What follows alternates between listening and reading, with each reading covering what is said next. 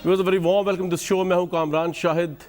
हमने इस शो के प्लेटफॉर्म से बहुत महीने पहले जब आईजी सिंध के मुबैना अगवा का मामला हुआ, उस वक्त ही बता दिया था नून लीग को कि पाकिस्तान पीपल्स पार्टी आपके साथ इस्तीफों पे नहीं जाएगी, धरने पे भी नहीं जाएगी। जुबैर साहब प्रोग्राम में थे, बड़े नाराज़ हुए। उसके बाद हमने यही बात मुसद्दिक मलिक साहब के आगे रखी, वही मानने को तैयार नहीं थे, लेकिन बलाखिर हुआ वही जो हमने कहा था कि पीपल्स पार्टी जो है वो इस्तीफों के लिए भी नहीं गई, वो सेनेट का इलेक्शन भी लड़ेगी, उसका बाइकआउट भी नहीं करेगी, वो ज़िमनी इंतखाबात भी लड़ेगी। इशू ये है कि अवाम को बेवकूफ़ बनाने का और अवाम की जानों को हलाकत में डालने का सिलसिला जो है वो इस मुल्क में कब रुकेगा? क्योंकि जिस वक्त हम ये पहला सवाल ये करते थे PDM तहरीक वालों से कि जनाब ये आप किस तरह इमरान खान साहब को गिराएंगे, क्या तरीकाकार है? कानूनी तरीका तो एक ही है, वोट ऑफ नो कॉन्फिडेंस। तो वो कहा करते थे वोट ऑफ नो कॉन्फिडेंस तो नहीं हो सकता, क्योंकि वो सारी जमातें जो हैं इस्टेब्लिशमेंट के मुबैना जोर की वजह से वो इमरान खान साहब के साथ मिली हुई हैं, वरना तो इनकी गवर्नमेंट हम पंजाब में भी गिरा देते हैं, हम इस्लामाबाद में भी गिरा देते हैं, हम उस तरह नहीं गिराएंगे। तो फिर हमने पूछा आप किस तरह गिराएंगे? उन्होंने कहा कि जी हम गिराएंगे इस्तीफों के ज़रिए, हम गिराएंगे सेनेट इलेक्शन का बाइकआउट करके, सेनेट इलेक्शन को ख़त्म कर देंगे। जब इतने वास्ट पैमाने पे 700-800 इस्तीफे आएंगे, पीपल्स पार्टी, फजल रहमान ग्रुप, नून लीग, तो हुकूमत खुद ब खुद स्टैंड स्टिल हो जाएगी, वो दोबारा इलेक्शन नहीं करवा सकेगी, उसको जनरल इलेक्शन के लिए जाना होगा। हम कहते थे ये इम्पॉसिबल। उन्होंने कहा नहीं हम ये करके दिखाएंगे। हमने कहा पीपल्स पार्टी ने कहा हम भी करके दिखाएंगे, सिंध असेंबली भी कुर्बान कर देंगे।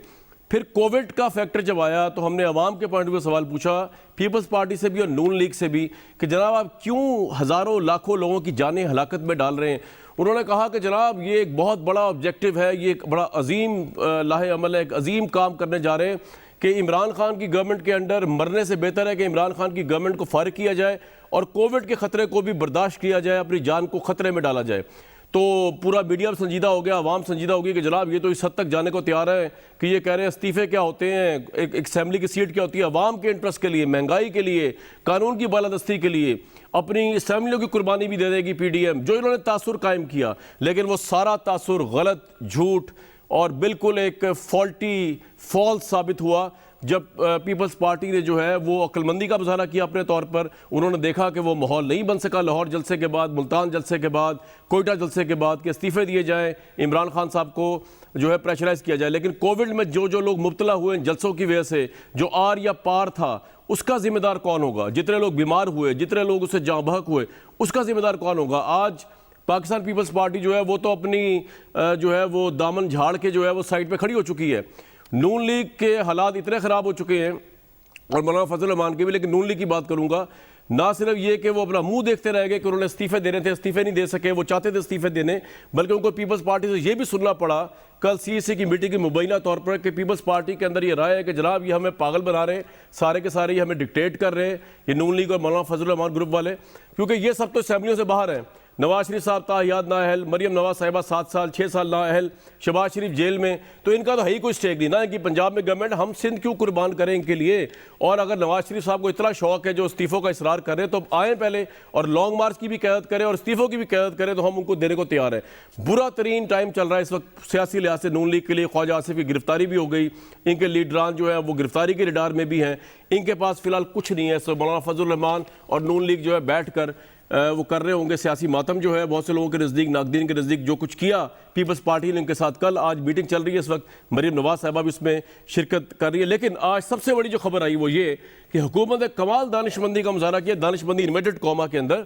उन्होंने कहा कि जी नवाज शरीफ साहब का पासपोर्ट जो है 16 फरवरी को हम कैंसिल कर देंगे, यानी कि खुद ही जवाब दे रहे हैं कि वो ट्रैवल ही ना करें, पाकिस्तान वापस भी ना आए। लेकिन ये एक बड़ा पेचीदा मसला है, और इसके लिए हमने जो जानने के लिए पहले तो बाबर एवान साहब का सुन लें, किस जोश से उन्होंने जो है हुकूमत की ये आला पाया की पॉलिसी, दानिशमंदाना पॉलिसी का इजहार किया है, जो किसी भी लिहाज दानिशमंदाना नहीं, वो आपको भी मैं साबित करूंगा। सुना जी बाबर एवान ने क्या कहा।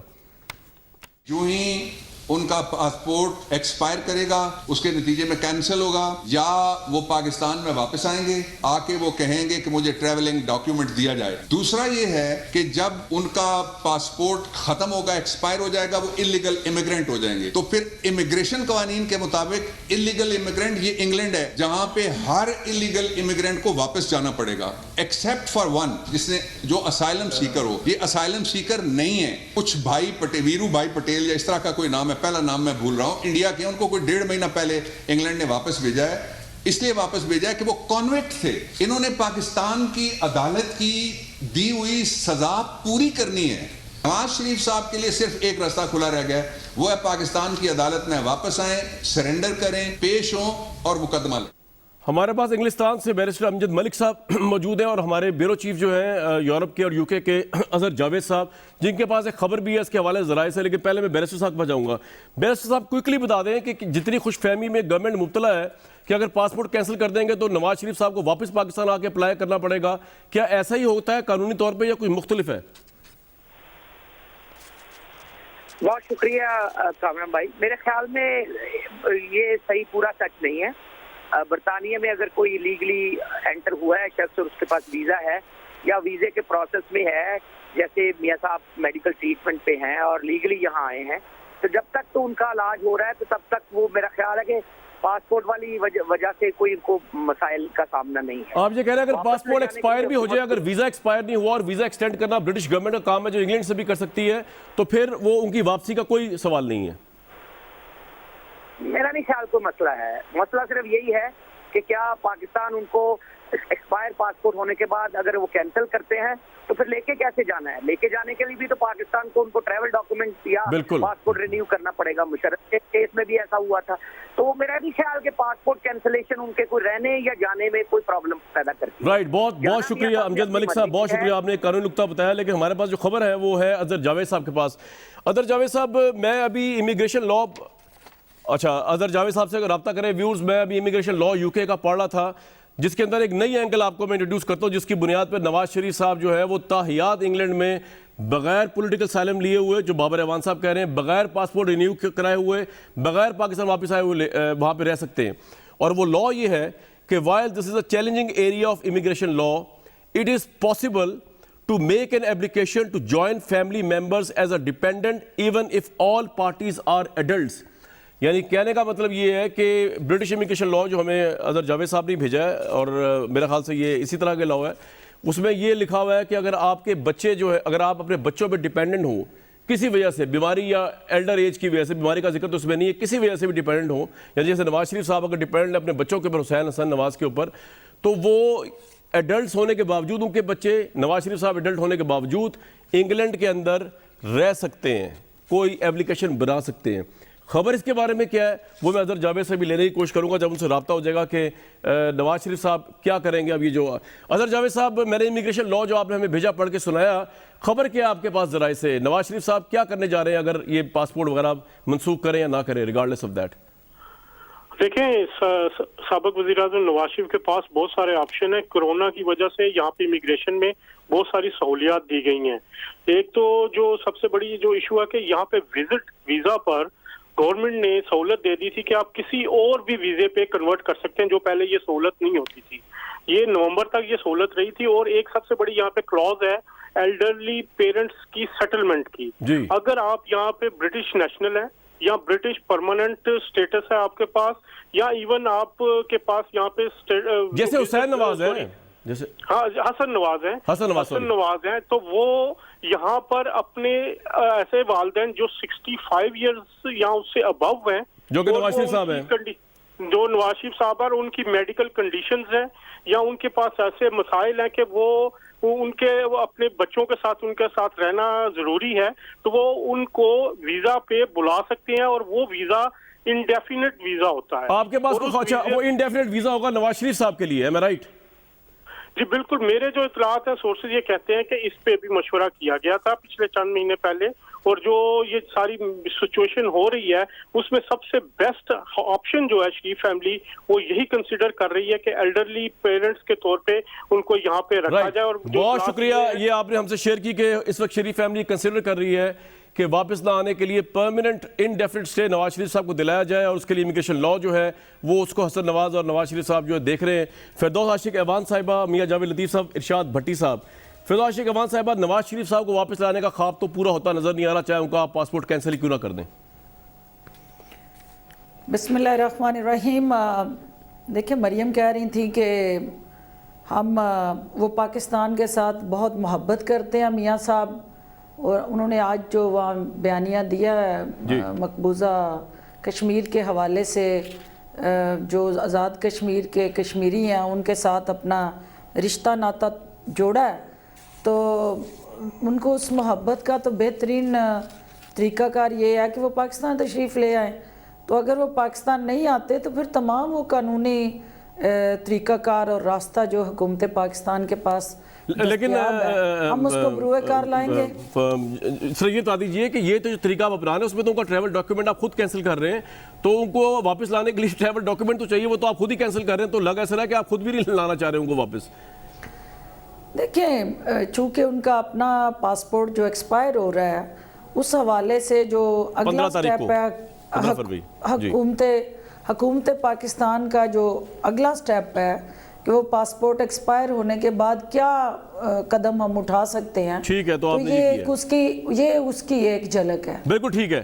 फिरदौस साहिबा, मैं आपसे जरा ये भी पूछूंगा कि बेसिकली मरीम नवाज का आपने जिक्र किया, वो तो ये भी कह रही हैं कि जो जुल्म आपने उनके पार्टी के लोगों के साथ किया हुआ है नैब के जरिए, और जो नैब के केसेस जिस तरह अदालतों के रिमार्क्स आए में, तो नवाज शरीफ का वापस आना बनता नहीं क्योंकि उनको इंसाफ नहीं मिलेगा। लेकिन ये मैं आपके पास अभी आता हूँ 1 मिनट में।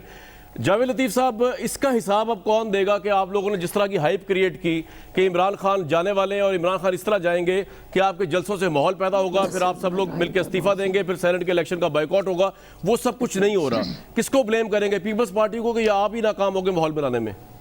कामरान, अगर इजाज़त दें तो जो पहली बात आपने की थी पासपोर्ट के हवाले से, अगर इजाज़त दें तो एक जुमला कह दूं। मियां साहब, पहली बात यह है कामरान, शायद ये पूरी दुनिया में जगह हसाई करवा रहे हैं ये लोग, पता नहीं किसका एजेंडा पूरा कर रहे हैं। आप मुझे ये बताएं कि 3 दफ़ा के प्राइम मिनिस्टर की आप पाकिस्तानी शहरियत ख़त्म करने जा रहे हैं।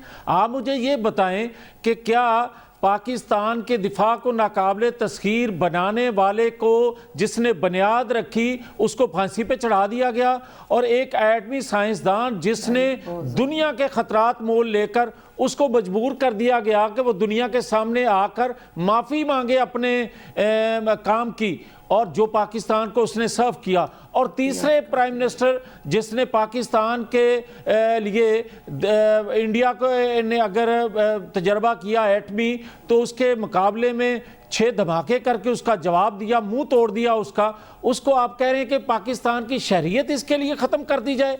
ये आप दुनिया को पैगाम दे रहे हैं कि हम अपने मौसलों के साथ करते क्या हैं। ये है पाकिस्तान की मौजूदा, ये मैं इसका जवाब ले लेता हूं। फिरदौस साहिबा, बड़ी जालिम गवर्नमेंट है आपकी, जिस प्राइम मिनिस्टर ने इतना कंट्रीब्यूट किया इस मुल्क के लिए, नवाज शरीफ साहब ने, आप उनकी शहरियत खत्म करने के दर पे। फिरदौस साहिबा, देखिए, बात ये है कि मेरे भाई जावेद लतीफ़ साहब ने जो उनके किस्से गिनवाए उसमें वो कुछ तारीफ़ें उनकी भूल गए, और वो मैं कर देती हूँ जी जी, कि उन्होंने इस पाकिस्तान को जिस तरह से लूटा, जिस तरह गिद्ध बांध के नोचा, जिस तरह इस पाकिस्तान के अवाम के टैक्सों के पैसे से अपने और अपने ख़ानदान के असासे बनाए, और माशाल्लाह जिस महल में वो क़याम पजीर हैं ये वही है जिससे वो इनकारी रहे, और वो पाकिस्तान के अवाम का लूटा हुआ जो पैसा है उसकी पे वो इस वक्त ना सिर्फ बैरून मुल्क कारोबार बनाए बल्कि महल तमीर किए। और वो जो इतनी आला सफ़ात के शख्स जो अदालत ने जिनको सज़ा दी, अदालत ने जिनको सर्टिफाइड झूठा करार दिया, और वो शख्स जो है वो इस वक्त पाकिस्तान के साथ उसका इतना लाजवाल रिश्ता है, तो वो बाहर क्या कर रहे हैं? वो ऑक्सफोर्ड की स्ट्रीट में और पिज़्ज़ा हट में इधर उधर टकरें क्यों मार रहे हैं? वो कह रहे हैं आपका एहतसाब एक तरफा है, इंतकामी एहतसाबों से बच रहे हैं, वो इसलिए बाहर हैं। मैं कामरान अगर इजाजत दें, ये कैसा लीडर है मियां साहब, सुन लें, ये कैसा लीडर है कि जो अपनी जात को सुप्रीम समझता है। लीडर जो है वो नेल्सन मंडेला की तरह कई दहाइयां जेलों में गुजार के वो कुंदन बनते हैं। ये मच्छरों से डर के, कभी मच्छर से डर के ये भाग जाते हैं। अब आप चाह रही हैं 34 साल लीडर मेरी बात तो सुने, लीडर का पहचान और हुस्न होती है, तो ये कैसा लीडर है? चूरियां खाने वाला। डॉक्टर साहिबा देखिए, खुदा का रहम करे, मेरी बात सुने। आपका तो पाकिस्तान, जब इक़्तिदार से बाहर हो तो पाकिस्तान में रहना उनको कबूल नहीं है। डॉक्टर साहिबा मेरी अर्ज़ तो सुन लें, खुदा का रहम करे, आपका प्रोफेशन डॉक्टरी का है, मसीहाई का है, कोई रहम करे। अब आप ये कह रहे हैं कि 34 साल नेल्सन मंडेला की तरह नवाज शरीफ साहब जो है जेलें भुगते, ये तो थोड़ी जाती लीडर बन रहे हैं ना, ये लीडर बनने का शौक है उन्हें। जी मियां साहब जल्दी, मैंने जाना भट्टी साहब के पास। गुनगुनाने का ये शौक नाइंसाफी है, गुनगुनाने का शौक है, लेकिन नफी है। मुझे लंदन में जी मुझे टाइम दे। मेरी बहन है फरदौस आशिक, मेरी छोटी बहन है, सियासी वर्कर हैं वो अपनी जगह, मगर मैं इनसे गुजारिश करूंगा कि खुदा के लिए नौकरी अपनी पक्की जरूर करें, मगर आप 50-60 साल पीछे चले जाएं, यही इंतकाम, यही जिद उस वक्त भी जमातों को तोड़ने, जमातों को क्रैश करने, लीडरशिप को गिरफ्तार करने, उनको नहल करने, गोलियां मारने, फांसी देने और जलावतन करने, हाईजैकर बनाने, ये सारी रवस जो है अगर उसका इदराक आज भी नहीं है तो मैं ये कह रहा हूं, एक सेकंड कामरान जी सर, फिर मुझे ये कहने की इजाजत दे दें कि खुदा ना करे ऐसा मौका ये लेकर आए, ये पाकिस्तान को बंद गली में लेकर आ रहे हैं और इससे जो खौफनाक नताइज निकलेंगे, नवाज शरीफ, जहां तक नवाज शरीफ की वापसी का तल्लक है तो फरदौस आशिक को मैं ये कह देता हूं कि नवाज शरीफ को मैं जानता हूं, पाकिस्तानी कौम जानती है, हम भले मना करें उसको, फैमिली मना करे उसको कि आप अपनी सेहत पर कंप्रोमाइज ना करें, मगर नवाज शरीफ कान रखे हुए पाकिस्तानी कौम की आवाजों पे, नवाज शरीफ इस बमर से पाकिस्तान को निकालने के लिए पाकिस्तान। पीडीएम के साथ क्या हुआ, और दूसरा ये बता दें कि ये नवाज शरीफ को वापस लाने की हुकूमती काविश जो है ये उनको वहां रखने की काविश समझी जाए या वापस लाने की समझी जाए? भट्टी साहब, पहली बात तो ये है कि कामरान भाई के जो आपने एक शुरू में बोला, वो एक लफ्ज़ बोला आईजी सिंध अगवा, वो रिपोर्ट आ गई है सिंध हुकूमत की रिपोर्ट आ गई। उन्होंने कहा है कि 5 वुज़रा की जो मरियम नवाज साहिबा ने कहा, अगवा मैं नहीं कह रहा, आप ठीक कह रहे हैं, रिपोर्ट में ये लिखा है, सही है बिल्कुल नहीं, लेकिन आईजी सिंध अगवा नहीं हुए थे, वफाक और पीटीआई ने सियासी मकसद के लिए इस्तेमाल किया और कराची वाक़े की रिपोर्ट 30 दिन में जमा करवा दी थी काबीना में। 24-25 दिसंबर को सिंध काबीना ने इसकी मंजूरी दे दी। नंबर 2, हम बड़ी अजीब सी बहस में लगे हुए हैं। नंबर 2 के मियां मोहम्मद नवाज शरीफ साहब पर एक जुमला कि मियां मोहम्मद नवाज शरीफ साहब को आला अखलाकी जो मयार कायम करते हुए पासपोर्ट कैंसिल होने से पहले पाकिस्तान वापस आ जाना चाहिए, क्योंकि जब सिविलियन बालादस्ती का ख्वाब हो, इनकलाब हो, मज़ाहमत हो और वोट को इज़्ज़त दो का मामला हो तो फिर उनको भी वोट को इज़्ज़त दे के वापस आ जाना चाहिए। ये बहस तो फैमिली से डिस्कस ही नहीं करनी चाहिए कि मैं किसी पे डिपेंडेंट हूँ तो एल्डरली मैं रह सकता हूँ, तो कोई मुझे रास्ता बताए, तो कोई मुझे ये बताए। इलाज के लिए उन्होंने 7 दरखास्तें की थी इंसानी और भट्टी साहब की पूरी मूवमेंट बंद गली में चली गई है, डेड हो गई है, आप कह रहे हैं वापस आ जाए, वो मूवमेंट में जोर होता तो शायद आ भी जाते। तो ये पीपल्स पार्टी ने आज जो एक बहाना बनाया है कि हम क्यों टक्कर मारें, हम क्यों खुद को शमला आवर के सामने आके जफ्फी मारें, मियां नवाज शरीफ वापस आए, हम इस्तीफे देने और इसको लीड करें, हम इस्तीफे देने के लिए तैयार हैं, तो इसका मतलब क्या है? मतलब ये था कि ना 9 मन तेल होगा, ना राधा नाचेगी, ना उन्होंने वापस आना है, ना इन्होंने इस्तीफे देने हैं। इसका मतलब तो फिर ये हुआ। तो फिर दूसरी बात है, जब काज बड़ा हो, जब मुल्क स्टेक पर हो, जो मियां नवाज शरीफ साहब समझते हैं कि मुल्क स्टेक पर है, मईशत स्टेक पर है, अवाम स्टेक पर है। कोरोना में निकाला उन्होंने उनको, सारों को कहा जलसों पे जलसे।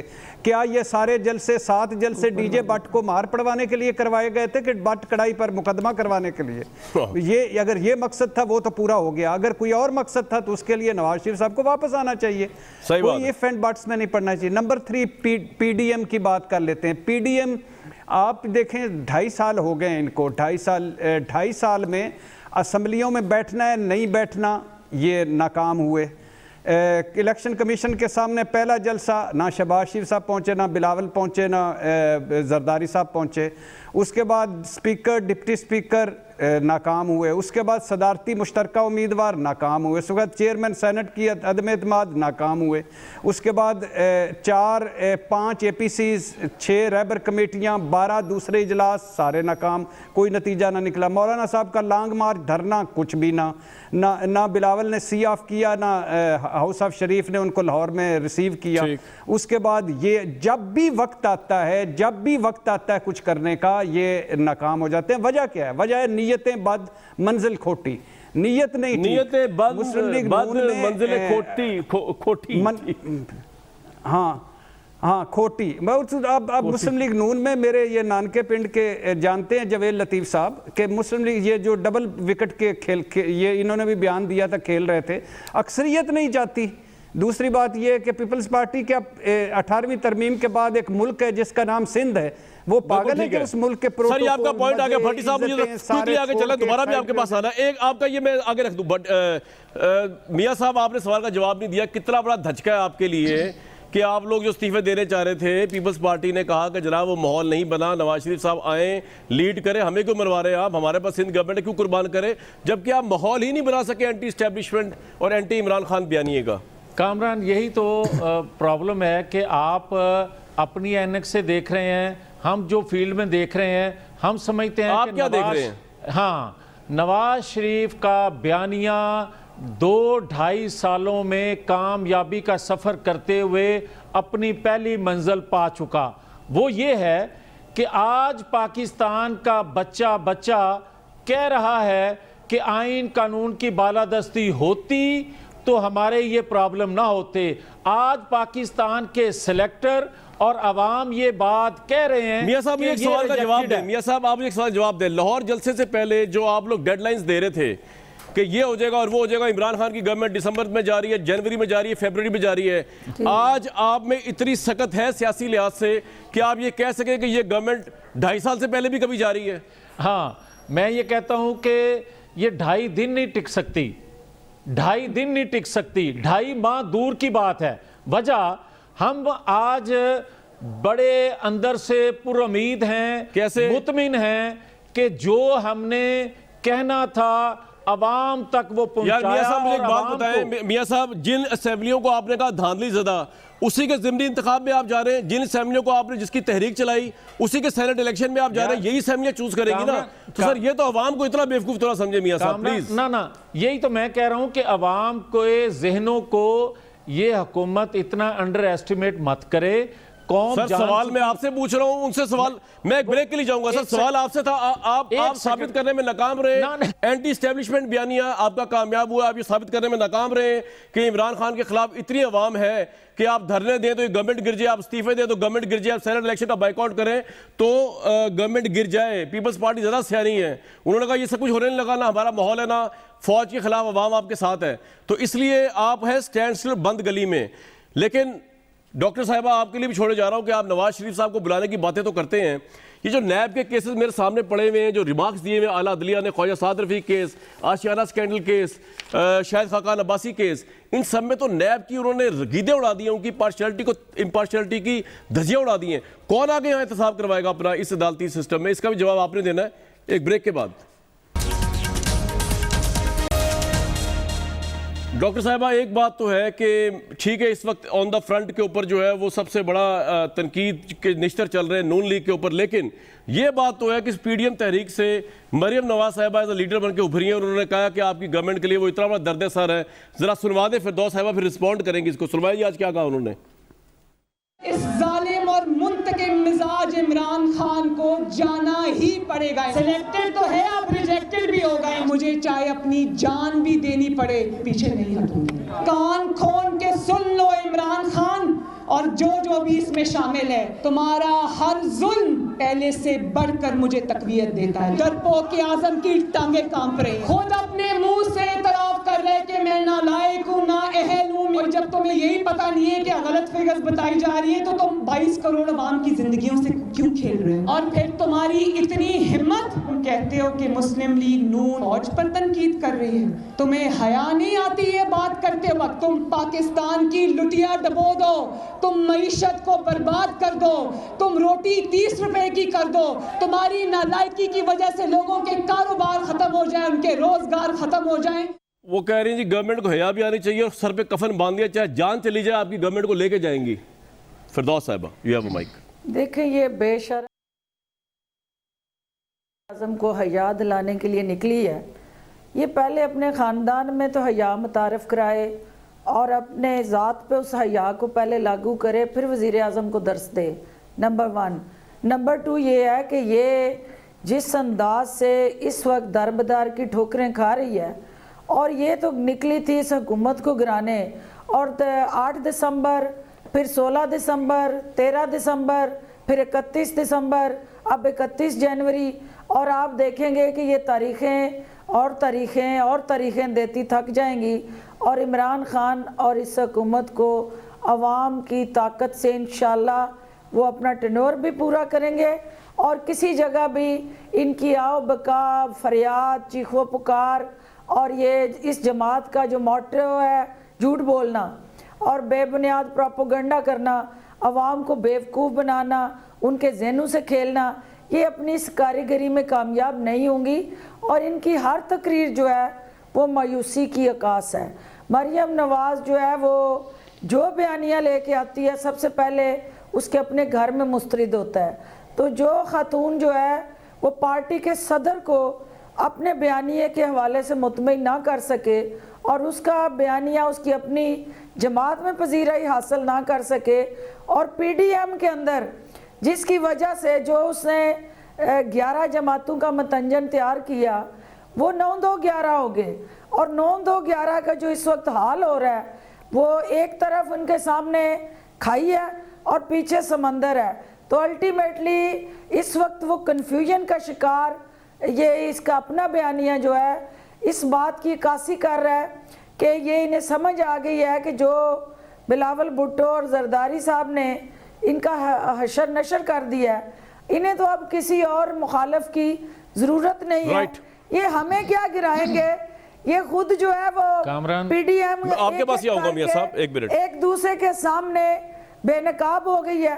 ठीक है जी, लिहाजा ये गीदड़ बबकियां, ये बात तो फिरदौस साहिबा आपकी देखे बात ये मैं बड़ा वो हुआ हूँ, खौफजदा भी हूँ कि ये बात सही है कि आपकी हुकूमत जो है उसको कोई खतरा नहीं है जो आज से कुछ हफ्ते पहले तक था, लेकिन अब खौफजदा इस बात से हूँ कि परफॉर्मेंस आपकी कहीं जो है और ख़राब ना हो जाए। लेकिन इस पर बात करेंगे दोबारा।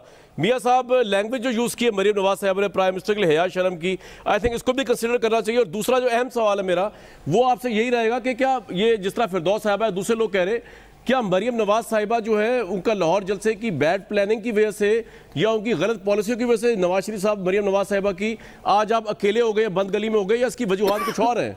मियां जावेद लतीफ़ साहब, पहले तो मैं फिरदौस आशक बीबी को ये ज़रूर कहूँगा, आप औरत हैं, आपने जो अभी अल्फाज इस्तेमाल किए ज़रा गौर घर जाके ज़रूर करना। नौकरी अपनी जगह, मगर घर जाके ज़रूर। एक सेकंड बीबी, एक सेकंड सब्र कर। उनके पास माइक है, प्लीज। अब कोई तरीका नहीं है, मेरी बात सुनो ना, बात सुनो। एक सेकंड चले। अगर मियां साहब औरत ना होती, अगर आज औरत ना आप होती और आपकी जगह ये अल्फाज कोई और इस्तेमाल करता तो मैं उसके मुंह पे ऐसा थप्पड़ मारता कि दोबारा उसको जुर्रत ना होती ऐसी गुफ्तगू करने की। आपको ये एहसास ही नहीं है कि आप औरत हैं। मगर इससे मैं आगे चलता हूं। मैंने मेरी बात सुने, मेरी बात सुने, औरत के पीछे एक सेकंड। अब आ जाए कामरान, अब आ जाए। ये ऐसी औरत को मैं मुंह लगने के लिए तैयार, के लिए तैयार। फॉलो करें जरा मुझे, मियां साहब की सुनेंगे। मैं बात ये कर रहा हूं कि देखें कामरान जी, जिद ताकत के घमंड में इससे पहले भी ताकतवर लोग जो हैं वो नेशनल जमातों को तोड़ते रहे। जी, नेशनल लीडर को, पॉपुलर लीडरशिप को नाहल और गिरफ्तार करते रहे। आज वही रवश जो है वो जारी है, जमातों को तोड़ने की भी और लीडरशिप को नाहल करके गिरफ्तार करने के भी, जो पॉपुलर लीडरशिप है। मगर उसका अंजाम भी सबके सामने है और आज भी जो हो रहा है वो भी सबके सामने है। मगर एहतसाब के नाम पे, इंसाफ के नाम पे, का पॉइंट आ गया। मुझे जरा भट्टी साहब को लेना है, उसके बाद दोबारा आपके पास। कामरान एक सेकंड। जी सर, ताकि भट्टी साहब के पास आप जा सकें। मैं ये कहता हूं एहतसाब इंसाफ के नाम पर जो अदारे काम कर रहे हैं उनके काम करने वाले लोगों की वीडियोस बनाकर आप ब्लैकमेल करके, आपका ये पॉइंट आ गया, ठीक है भट्टी साहब, ये मरियम नवाज साहिबा के दर्द सर है बेसिकली पीडीएम के लिए, या ये इतना बड़ा एक वो है सियासी तूफान बन चुकी है कि गवर्नमेंट जो है उन पे भड़कती है, प्राइम मिनिस्टर भी उन पे बात करते हैं, फिरदौस साहिबा भी बहुत उनकी लेदे कर रही हैं। क्या है मरियम नवाज फिनोमेना, पीडीएम से क्या निकला है? जरा मरियम नवाज का इमरजेंस या फॉल बताएं मुझे, क्या है इसमें? भट्टी साहब मुझसे पूछा है जी? जी भट्टी साहब, और कौन भट्टी साहब हैं आप ये पूरे पाकिस्तान में? अच्छा नहीं नहीं, बड़ी मेहरबानी भाईजान। भाईजान इसमें क्या, मैं अब ये मुझसे ना बुलवाएं तो अच्छा है। क्या यहाँ क्या उठना उठान तो यहाँ क्या बिठान तो यहाँ क्या कुछ करना, छोड़ दें इसको। मैं आपके सामने ये मैं माजरत चाहता हूँ आपके सवाल का जवाब देने के लिए, क्योंकि पहले ही बड़ी हार्ड टॉक फिरदौस साहिबा और जवेद लतीफ़ साहब में हो चुकी है। मैं इसमें शामिल करूँगा, मेरी जो राय है वो आपको पता है, जो चाहे बोले। लेकिन मैं एक आपके सामने रखना चाहता हूं कि ख्वाजा आसिफ साहब को गिरफ्तार किया। ख्वाजा आसिफ साहब गो कि हमारा निज़ाम इंसाफ ऐसा है कि चंद दिनों बाद या चंद हफ्तों बाद वो फिर ज़मानत पर निकलेंगे और निकल कर तकरीरें करेंगे और हम शर्मिंदा हो रहे होंगे। हाँ जी। मगर मैं तारक मीर एंड कंपनी मुबैना तौर पर जो उनकी है, जो चला रहे हैं और वो जिसमें 40 करोड़ रुपए उसके अकाउंट में आए, उसको भी छोड़ दें। जब वो सियासत में आए तो 51 लाख असासे थे और 2018 में 221 मिलियन असासे हो गए, इसको भी छोड़ दें।